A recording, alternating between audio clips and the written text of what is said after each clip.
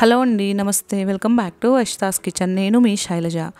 ఈరోజు మనం ఘుమఘుమలాడే మంచి పులిహారని ప్రిపేర్ చేసుకుందామండి. పులిహార అంటే మన చింతపండుతో చేసుకునే పులిహార కాదు, ఇంకా నిమ్మకాయ పులిహార కాదండి. ఈరోజు నేను మంచి అరోమాటిక్గా ఉండే టెంపుల్ స్టైల్ ఆమ్లా పులిహారని ఎలా ప్రిపేర్ చేసుకోవాలో చూపిస్తానండి. వీడియోని పూర్తిగా స్కిప్ చేయకుండా చూడండి ఫ్రెండ్స్. నేను ఇప్పుడు మనకి ఉసిరికాయలు దొరుకుతున్నాయి కదండి, ఆ పచ్చి ఉసిరికాయలతో కాకుండా నేను సంవత్సరం పాటు నిలవ ఉండే మన ఉసిరి తొక్కు ఉంటుంది కదండి, దాంతో నేను పులిహారని ప్రిపేర్ చేస్తాను.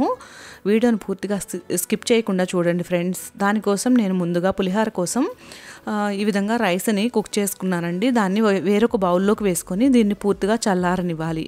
నేను ఇప్పుడు మీకు వీడియోలో చూపిస్తున్నాను కదండి, ఇది మనకి ఈ సీజన్లో దొరికే పచ్చి ఉసిరికాయ తురుమండి. నేను ఈ విధంగా తురిమి ఈ ఉసిరికాయ తురుముని డీప్ ఫ్రిడ్జ్లో స్టోర్ చేసుకుంటానండి. నాకు చాలా రోజుల వరకు ఇది వస్తుంది.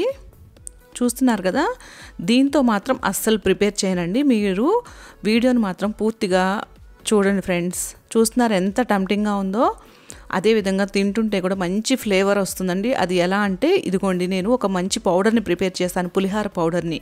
దానికోసం 2 టేబుల్ స్పూన్ల నువ్వులు, 1 టేబుల్ స్పూన్ మిరియాలు, 1 టీ స్పూన్ ధనియాలు, 1/4 టీ స్పూన్ మెంతులు, 1 టీ స్పూన్ జీలకర్రని తీసుకొని వీటిని హై ఫ్లేమ్లో కాకుండా మీడియం ఫ్లేమ్లో ఈ నువ్వులన్నీ చిటపటమనేంత వరకు వేయించుకోవాలండి. మనకి టెంపుల్లో పెట్టే పులిహారలో ఇది కంపల్సరీగా ఈ పౌడర్ వేస్తారండి. అందుకని ఎంత టెంప్టింగ్గా ఉంటుందో, కొంచెం తినగానే చాలా బాగుంది అనిపిస్తుంది. ఒక ఎండుమిరపకాయ కూడా వేసుకొని ఇవి వేగిన తర్వాత పూర్తిగా చల్లారనివ్వాలండి. ఆ తర్వాత మనం ఈ విధంగా మిక్సీ జార్లో వేసుకొని మనం కోర్స్గా దీన్ని పౌడర్ చేసి పెట్టుకోవాలి. ఈ విధంగా ఈ పౌడర్ వేసినందువల్ల మన పులిహార ఫ్లేవర్ అనేది చాలా బాగుంటుందండి. ఇప్పుడు మనం పులిహారకి పోపుని రెడీ చేసుకుందాం. ఒక 5 టేబుల్ స్పూన్ల ఆయిల్ వేసుకోవాలి. తర్వాత ఒక గుప్పెడు నిండా పల్లీలను కూడా వేసుకోవాలి. శనగపప్పు 1 టేబుల్ స్పూన్, మినపప్పు 1 టేబుల్ స్పూన్ వేసుకోవాలండి. మనం రెగ్యులర్గా పెట్టుకునే పోపు అండి ఇది. ఆవాలు కూడా 1 టేబుల్ స్పూన్ వేసుకోవాలి. వీటన్నిటిని ఒక 2-3 నిమిషాల పాటు దోరగా వేయించుకోవాలి. ఇవి దూరగా వేయించుకున్న తర్వాత 1 టీ స్పూన్ మనం జీలకర్రను కూడా యాడ్ చేసుకోవాలి. జీలకర్ర కూడా వేసుకున్న తర్వాత ఒక 5 ఎండుమిరపకాయలను కూడా తీసుకోవాలి. ఈ ఎండుమిరపకాయలు కొంచెం వేగిన తర్వాత ఇందులో ఒక గుప్పెడు నిండా జీడిపప్పును కూడా వేసుకోవాలండి. ఈ పులిహారలో జీడిపప్పు, పల్లీలు వేసుకుంటే చాలా బాగుంటుందండి. నిమ్మకాయ పులిహారలో కూడా జీడిపప్పు వేసుకుంటాం కదా, అదేవిధంగా వేసుకోవాలి. తర్వాత ఒక 6 పచ్చిమిర్చిని తీసుకొని ఈ విధంగా పొడవుగా చీలికలుగా కట్ చేసుకొని వాటిని కూడా వేసుకొని ఒక 2-3 నిమిషాల పాటు వేయించుకోవాలి.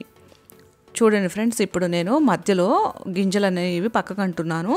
ఇప్పుడు 1 ఇంచు వరకు అల్లాన్ని చిన్న ముక్కలుగా కట్ చేసుకొని యాడ్ చేసుకోవాలండి.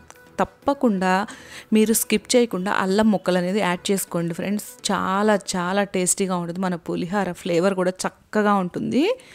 ఈ అల్లం వేసుకొని ఈ విధంగా 2-3 నిమిషాలు వేయించుకొని ఇప్పుడు కరివేపాకును కూడా వేసేసుకోవాలి. ఈ కరివేపాకు వేసుకున్న తర్వాత ఈ విధంగా దోరగా వేయించుకోవాలి. పోపు వేయించుకోవటంలోనే మన పులిహార టేస్ట్ అనేది ఉంటుందండి. తర్వాత 1 టీ స్పూన్ పసుపును కూడా వేసుకోవాలి. ఒక 1/2 టీ స్పూన్ ఇంగువను కూడా వేసుకోవాలి. ఇంగువను కూడా అస్సలు మర్చిపోవద్దండి. చూస్తున్నారు కదా, అస్సలు హై ఫ్లేమ్లో పెట్టుకొని వేయించకుండా చక్కగా మీడియం ఫ్లేమ్లో పెట్టుకొని దగ్గరుండి ఈ పోపుని వేయించుకోవాలండి.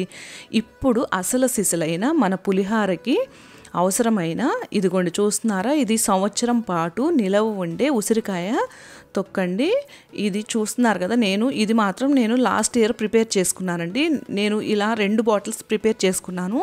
నేను మధ్యలో అంటే నాకు ఒక బాటిల్ అయిపోయిందండి, ఇది 2వ బాటిల్.